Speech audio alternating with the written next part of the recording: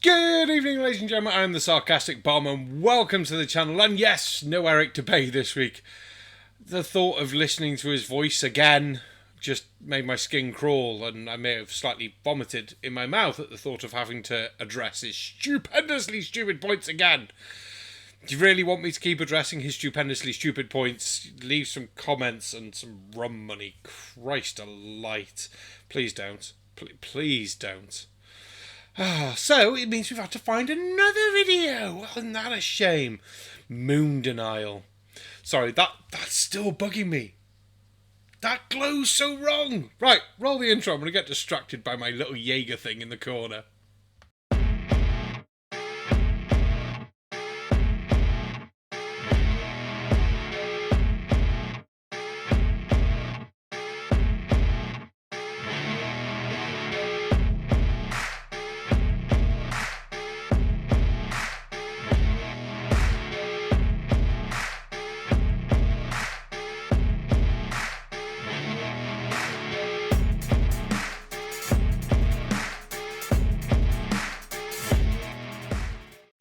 Today, we delve into one of the most debated topics in history, the moon landing.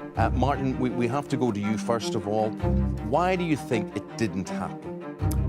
Have you really thought about what it would take to fake a moon landing? Can we tell already this is going to be a fun video? Oh, luckily it's only 8 minutes long, so we've got that going for us. Now, that is a good question though. What would it take to fake the moon landing? Well, first you'd need to build a giant rocket to make people think you actually went to the moon. So there's that. Luckily they did build a giant rocket. Then you'd need some way to have signals coming back from the moon that people can track. So you're actually going to have to put something on the moon to start with. At that point you may as well just start actually going to the moon, I suppose. Would that just be an easier thing to do? Just go to the moon? You'd save some money on catering, wouldn't you? Because otherwise you've got to cater for a whole film crew and things. And if you've already got to build the giant arse rocket, well... Neil Armstrong was an American astronaut and aeronautical engineer who made history as the first person to set foot on the moon. He was born on August 5th, 1930 in Ohio, United States. Armstrong developed an early interest in flight and aviation, which later led him to pursue a career in aeronautical engineering. After completing his education, Armstrong joined the National Advisory Committee for Aeronautics, which later became the National Aeronautics and Space Administration, or probably how you and I know it as NASA. He served as a test pilot for NASA, flying a variety of experimental aircrafts, and became known for his exceptional flying skills and cool demeanor under pressure. In 1962, Armstrong became part of NASA's second group of astronauts, known as the New Nine. He served as the command pilot for the Gemini 8 mission in 1966, where he performed his first successful docking of 2 vehicles in space. This mission demonstrated crucial techniques and paved the way for future lunar missions. Now, I was planning on cutting that section, but then I thought, well, I can't guess of anything that's wrong in that. So I thought it was nice to have it all in for anyone who doesn't know, and it's a nice actual factual bit, rather than me saying these actual factual bits. So this does make me worry, though, about the comedy value of this video. Should really watch videos before recording. I'm sure it's going to have nutters in. It'll be fine. So, before we dive into the debate, let's set the stage. On July 20th, 1969, NASA's Apollo 11 mission successfully landed the first humans on the moon. That day, an estimated 530 million people watched astronauts Neil Armstrong and Buzz Aldrin complete this monumental achievement, which marked a giant leap for humanity. Getting back up to that first step, Hang on, that says NASA Archive, and we know that can't be true, because all flatty moon landing denary wobbly bobbly bobs claim that NASA destroyed all the original stuff, so how can that be in their archives? It's almost as if that claim that they make is like bollocks. That isn't collapsed too far, but it's adequate to get back up. Roger, we copy. Pretty good little jump. That's one small step for man, one giant leap for mankind. However, from the very beginning, skeptics emerged, challenging the authenticity of this historic feat. So, let's now examine some of the evidence supporting the moon landing. How about no? We're going to fast forward and find the evidence debunking the moon landings. Ooh. While we drink more rum. The moon landing conspiracy theories have captivated the minds of many. One theory even suggests that the entire moon landing was a complete hoax and that it was staged by the US government. There are various claims challenging the moon landing, such as the alleged inconsistencies in the shadows, the waving flag, and even the absence of stars in the photographs. And all of which have been shown to be stupid points. Oh, I really hope this guy has some nut jobs in his video, because at the moment, I'm going to need to make another video on top of this video to make sure I've actually got a video so we can all watch a video. These anomalies, according to skeptics, point towards a staged event. And while these theories have gained traction, many experts have debunked them using scientific reasoning and evidence. Dr. Sarah Thompson, a space historian, said that the alleged anomalies can be explained through scientific principles and the unique conditions of the lunar environment. The absence of the stars, for example, is due to the camera setting necessary to capture the astronauts and the moon's surface accurately. While doing my research for this video, I came across a very interesting interview by a conspiracy theorist named Bart Sibreals. Take a look at this. Oh, thank God. We finally got to some stupid. I was going to get really worried because the guy narrating this video and making this video seems far too sensible for one of my normal videos. Luckily, he's got a Bart Sibreals fucking interview. Yay! I mean, here's the simplest proof. It's simply logical. What they're claiming is that they went 1,000 times farther than they can send astronauts today, 50 years ago, on the first attempt. Whew. Well, we're in and we're a couple of things straight away. Going further, that might have something to do with the giant-ass fucking rocket. Now, I'm not sure, but giant-ass fucking rockets with lots of fucking engines on tend to go further than medium-sized rockets with not as many engines on. They can't carry as much of anything either. So, yeah, giant-ass rockets to start with. And, first time? First time. Yeah, we'll just ignore all of the Mercury program that the sort of Apollo built on, and Apollo 1, probably shouldn't talk about that one, because that definitely wasn't a first-time success, was it? No. Then you had Apollo 4, 5, 6, 7, 8, 9, 10.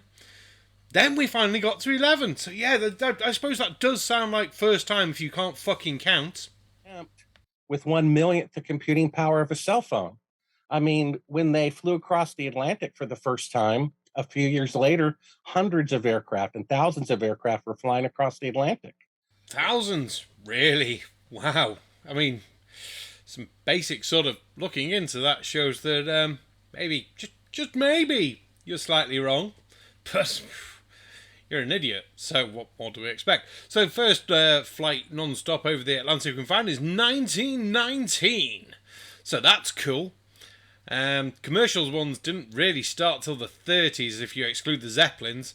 And funnily enough, if you're going from an airplane to a balloon, I think you're going slightly back in technology. If you really want to think about it, one's a balloon and one's an airplane. Woo.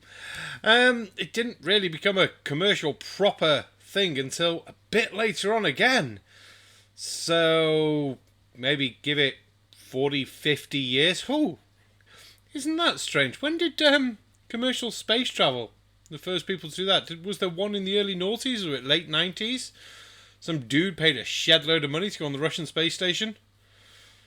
Someone has to put that in the comments, because, yeah, these are the things that pop into your head when they pop into your head. When they went to the North Pole and South Pole here on Earth, they never made it the first attempt. It took multiple times. And there's never been a technological achievement that no one could repeat 50 years later. It's like me telling you 50 years ago, Toyota made a car that could go 50,000 miles on a gallon of gasoline. Stupid analogies are still fucking stupid. You realise this, don't you?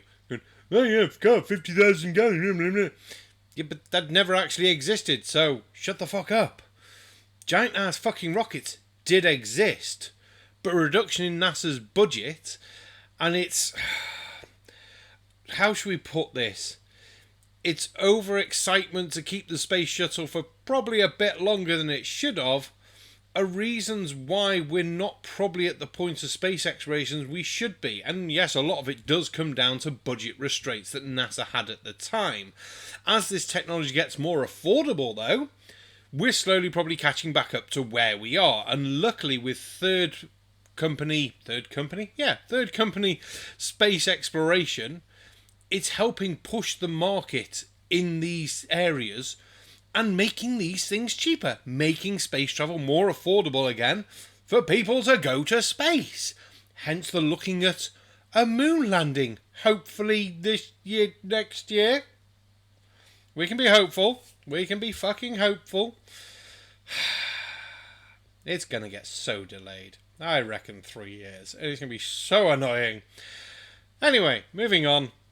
And yet today, 5 decades later, the best car can only go 50 miles per gallon or 1,000th the distance. I had to Google. I just had to Google. I hate it when I have to do that in the middle of a video. But, no. I look for the claim of, and it's annoying, Toyota, car, 50 miles, 1 gallon. I tried several combinations of those words and I'm like, no, all I'm getting is car adverts. I even checked Quora and a couple of other silly sites thinking, oh, we might find something. No. So I'm just wondering if Bart actually thinks that there was a car that could go 50,000 miles on a gallon of gas. If someone has more information about that, stick it down below. Because, wow, that's a fucking claim and a half.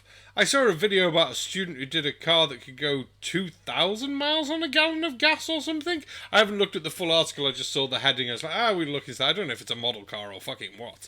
But we can go and look at that at some point. But, yeah, the Bart Sibreals fucking stupid claims. First time. Ooh, no, you fucking nut job. Not impressed. You would laugh and say the original claim is preposterous. And so here we are 50 years later, and now the farthest they can send an astronaut to the moon is 1,000th the distance that they claimed to have done on their first attempt 50 years ago with less computing power than a cell phone, 1/1,000,000th of the computing power. It just doesn't add up. It's the only technological achievement that could not be repeated 50 years later. You keep going on about, oh yeah, computing power less than a phone. Oh, first attempt. Both of which wouldn't matter, and one of which isn't even true. Do conspiracy tards like you, who actually make a decent living out of being a fucking moron, believe their own fucking shit? Or do they have to keep repeating it to themselves and to others so they don't realise how fucking stupid they're being? Because the minute they stop talking, someone might actually give them a book and they'd get a chance to read something and they'd see about all these other missions and things. And then that would just be fucking nuts for them. So, yeah. And I'm not sure, again, what computer power has to do with a big-ass fucking rocket. So... because that's the main thing at the moment the moon landing comes down to, and it is a big-ass fucking rocket. And lots of money to throw at the big-ass fucking rocket to make it work. And then have plans of the big-ass fucking rocket that don't quite actually match the big-ass fucking rocket because of changes that went on and were not properly documented and planned and shit. Now, as far as I'm aware, I have never seen technology regress. If you think about your mobile phone, we started off with 3G, then 4G, then 5G. I remember as a kid, I used to have dial-up internet, and now we have fiber optics. So this interview from Bart was very interesting to me. I'm really curious to see what you think. So leave a comment letting me know what you think about the interview, And also the moon landing in general. Do you think it happened? One thing that I will say is that it's important to remember that extraordinary claims require extraordinary evidence. And while skepticism is healthy and encourages critical thinking, the overwhelming scientific consensus supports the reality of the moon landing. The moon landing not only inspired generations, but also paved the way for incredible scientific advancements and space exploration.